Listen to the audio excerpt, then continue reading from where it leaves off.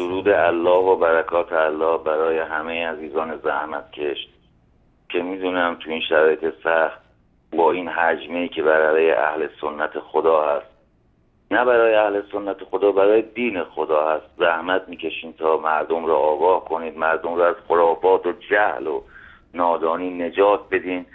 یعنی من آرزوم از خدا میخوام که خدا انشاءالله هممون رو به راه راست هدایت کنه، به خصوص این برادران روافض رو که حتی اگر یک روز به عمرشون مونده، اون یک روزم خداوند عنایتی بکنه که به سمت خدا برگردن.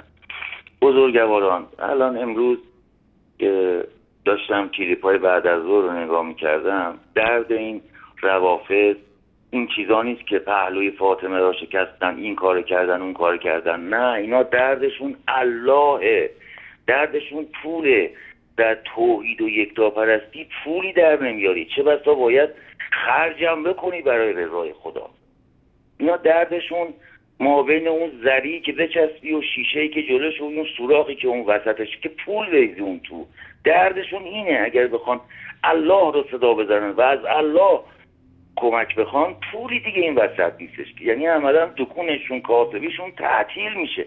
برای همین میان میگیرن میشینن این مزخرفات و این خرافاتی که به عقل و شعور هیچ کس اصلا، یعنی توهین که جای خود توهین میکنن تو سر هیچ کس فرو نمیره، به مردم میگن. اما خب شما مردم ایران رو خوب میشناسید. مردم ایران اصلا اون قدیما یه احترام خاصی به این لباس روحانیت میذاشتن و فکر میکردن که هر چی که این بندگان خدا به زبون بیارن اون حقیقته. یعنی یه جور نوکر صفتی بین مردم حاکم شده که اگر من مثلا پیش مادرم یا پیش یکی از اقوام که همین اعتقادات شیعه رو داره و احساس میکنم یه ذره شاید باهاش صحبت بکنی به راه بیاد، نه، اگر اون آخوند بگه روز رو انکار کنه بگه شب، دهانو میپذیره. اما من اگر حرف راست بزنم رو نمیپذیره. این نوکر صفتی بین این مردم حاکم شده.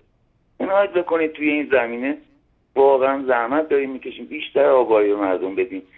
برنامه‌های جناب آقای انصاری رو که روزهای سه‌شنبه پخش میشه، آن روی سکر تکرارش رو زیاد کنید، حجت بی حجت رو تکرارش رو زیاد کنید، تو ساعتی بدین که مردم اکثرا تو خونه هستن یا ساعتایی که ببخشیم با این سریالایی که توی تلویزیون‌های خودمون پخش میکنه مقارن نباشه، یه جوری باشه که بالاخره نمیشه. نمیدونم منظورم رو متوجه میشین. نمیشه خیلی چیزا رو تو اون لحظه بگیم آقا تو اینو نبین، من میخوام اینو ببینم توی خانواده.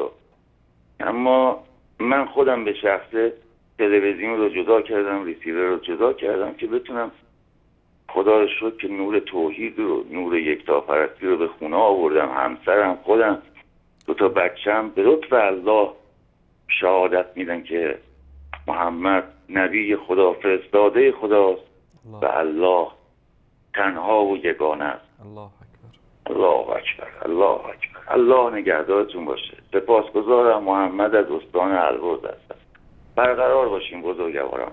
از دور دست و بازوی صورت ماهتون رو میبوسم که واقعا تلاش میکنید. سپاسگزارم که کلمه تشکر واقعا بابت زحماتتون کمه.